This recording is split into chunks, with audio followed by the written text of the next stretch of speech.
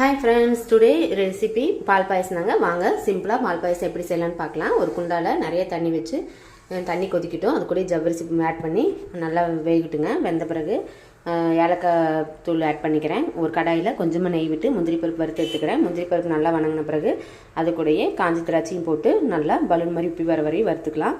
வறுத்துட்டு ஜவ்வரிசி வெந்துட்டுருக்கலாம் அது கூட ஆட் பண்ணிக்கலாங்க. ஆட் பண்ணிவிட்டு அந்த கடாயிலேயே சேமியாவை நல்லா வறுத்து எடுத்துக்கலாம். நான் ஃபேவரட் சேமியா தான் எடுத்திருக்கேன். அந்த சேமியா நல்லா வறுத்து எடுத்துட்டு ஜவ்வரிசி கூட போட்டு வேக வச்சுக்கலாங்க. சீக்கிரம் வெந்துடும் சேமியா. வெந்த பிறகு ஒரு பால் ஆட் பண்ணிக்கலாம். நான் அது கூட Arokya milk full fat cream milk தான் எடுத்திருக்கேன். 2 பாக்கெட் ஆட் பண்ணிக்கிறேன். அது நல்லா கொதி வரட்டும். கொதி வந்த பிறகு பாருங்கள், ஜவ்வரிசியும் சேமியாவும் நல்லா வெந்துருச்சு. 2 ஸ்பூன் நெய் ஆட் பண்ணிக்கிறேன். நெய் வந்து எதுக்கு ஆட் பண்ணுறேன்னா ஃப்ளேவருக்காக ஆட் பண்ணுறேங்க. நெய் வந்து நல்லா நம்மளுக்கு டேஸ்ட்டு கொடுக்கும்.